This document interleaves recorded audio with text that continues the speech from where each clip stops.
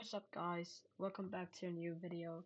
In this video I'm going to go over what I want in a Superman show in the same universe as the Batman show. Superman, the hero.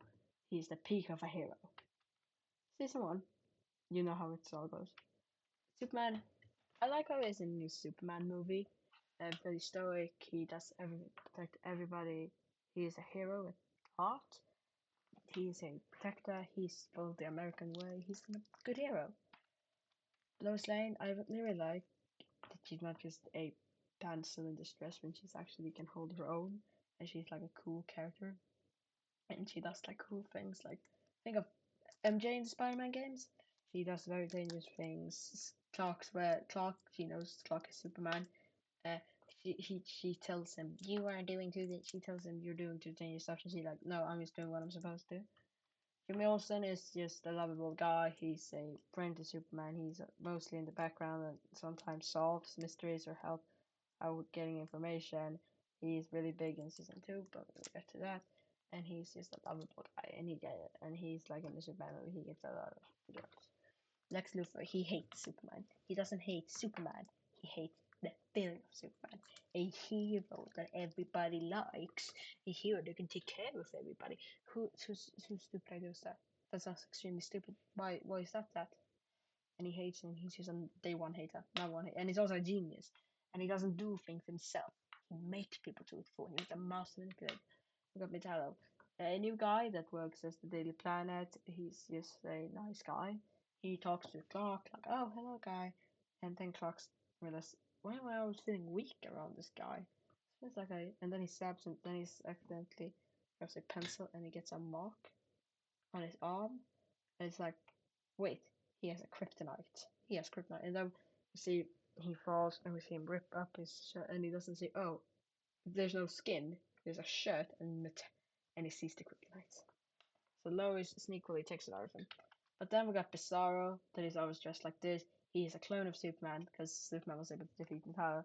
So now and then Lex realizes the only thing that can beat Superman is Superman. So he clones Superman, but it goes a little bit wrong because he uses all Kryptonian DNA, and Kryptonian DNA is really weird. So it messes with him and makes him white, not really have hair. So he's locked up, but he escapes. But he has been programmed and said, Superman bad. Then we got the main heroes of the Superman. I explain most of the plot. As you see, main villain is Lex Luthor, while the other two do his bidding. Superman season 2. Superman in this season is very similar, but he's now dealing with there's another Kryptonian on Earth. A man who I that was doing that was had the right ID, but was doing not a good thing. It's a perfect character of him dealing with this. Lois Lane does the same thing as Touch in the first season. She tried, but now she gets a lot of dirt on Lex. She's going to release, and who gets that dirt? Jimmy fucking Olsen. He gets a lot of this dirt by hacking the servers and making an interview with Lex for another and embarrassing Lex by making Lex tell him a lot of things off the record. Lex says to him, but Jimmy doesn't care, and Jimmy posts it out on the record, but he loses his license. So his journeyman license, he was a journalist, and then he becomes a photographer because he actually did something good. Now he's a photographer, and now he's Clark's photographer. Lex Luthor is the same, but now he's everything. He can't clone him. He can't create a weapon against him. He has to use him against him. So he opens the Phantom Zone because he knows that from something with Krypton for studying like a part of Superman's ship, and he gets General Zod out, who is a evil version of Superman. He's really an evil version of Superman. He tried to make Krypton by killing the lower class. He tried to save Krypton for that, and then he was sent in the Phantom Zone. And now this Phantom Zone you can see out of from the a box called the Phantom Box. You can see out of it. He sees Krypton being destroyed, and you get like, I knew how to solve this. I knew how. I hate him. You heard the plot. Superman feels pretty weird about all the things that have happened. Now there's another Kryptonian who tried to do the right thing in a bad way, and Sardis wants to kill this golden boy two shoes. Season 3 out of 8. Superman is the same, but now he's dealing with. He tries to accept that Kara is not going to kill him, try to kill him at least, like Zod did, and is he deals with it. But in the end, he accepts her as his cousin and takes her to Christmas with Vampire Kent, and they actually accept her. Supergirl is like she's in the Supergirl show. I don't like her being a drunkie and but she's very traumatized of being sent away, and she's really weird. But she becomes a hero at the end, and she is a true hero at heart. Lois Lane is the same as she was in the early season. I don't want to explain her character arc in every season because it's very similar. Jim Wilson is now a photographer and thinks about how that he risked all for Lex, and Lex is still out there, but now without a company and without public support, he's still out there, and he risks his young career. So he becomes a journalist, and then this is again. Lex is really like, ah ha ha ha, I'm a genius. Nobody's stopping me. I am the man who can do anything. He's very cocky. He is now, but he now come from. He now trying to kill Superman by creating Doomsday. It's a combination of his and Superman's DNA, and he's like, oh, I have all of this power, but I can't use it. So now he speds Superman's DNA out with his own, and then accidentally fuses to. Then another thing happens. Uh, yeah, fucking stone, because he doesn't came for something that falls in. So he's more like a stone monster. And yeah, main is Kara. She tries to become a hero as Superman tries to teach her and tries to also keep his relationship going with Lois, and that's really tough. And then Rex who creates Doomsday, but does a mistake by dropping in a block.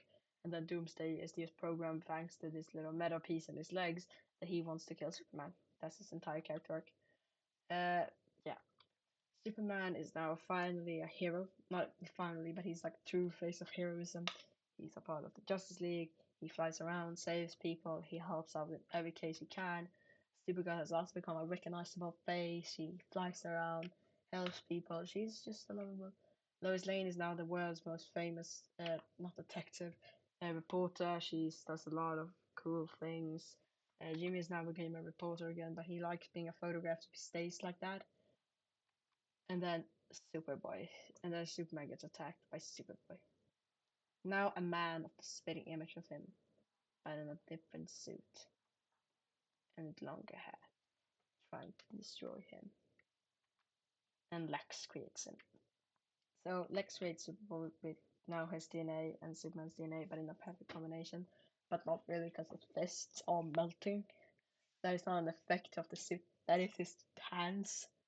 His hands never becomes normal. They only become normal in the Teen Titans Titans show. Where But yeah, Dick and Wally builds together a arm arms metal things that he can put on his arms to make him better. And Lexus says he's been in all other seasons, he's a psychopath. But now he's like stop. It's like I have to stop it.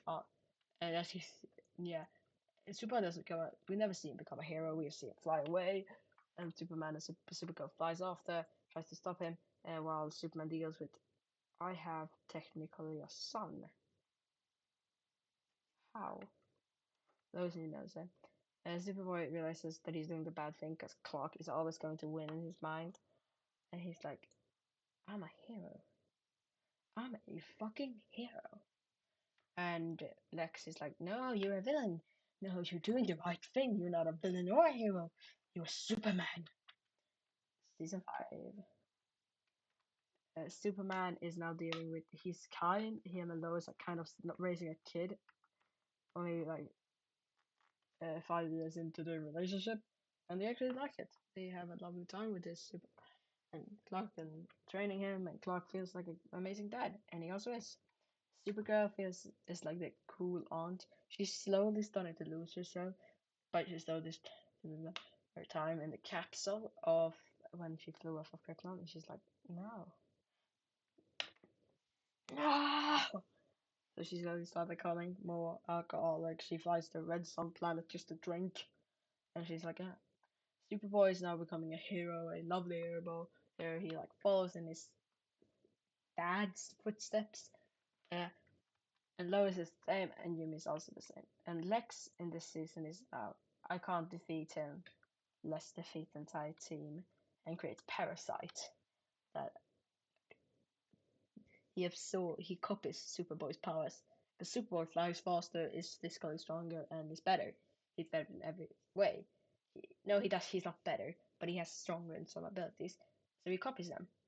But the problem, because he has sons, it's sons that he has on his arms. It copies them, but then they just use kryptonite on him and he falls. So then Livewire attacks them. With electric attack. Both of these are two former workers of Lex. They don't like Lex. They're but also trying to kill Superman because Lex blames it all on Superman.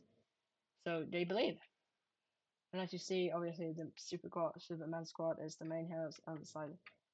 Yeah, Lex is the main hero villain because while in the end, while Superboy is fighting uh, Parasite and Supergirl is fighting Livewire, Superman is having a discussion with Lex and fucks him up real bad. And in the end of this season, Lex is put in prison permanently. Season 6. And in the end of this season, they also find a clone of Supergirl. Yes, season 6. Superman is not the same. He is now an entire family of superheroes surrounding him, so it's like I'm not alone anymore. Because that was a problem in the other season. He was like alone. He had to struggle. He doesn't have to leave work. Every second, he becomes a higher ranked reporter. He climbs the ladder. He's just better. Supergirl, she is now like a trainer. She trains Power Girl to like be a great hero.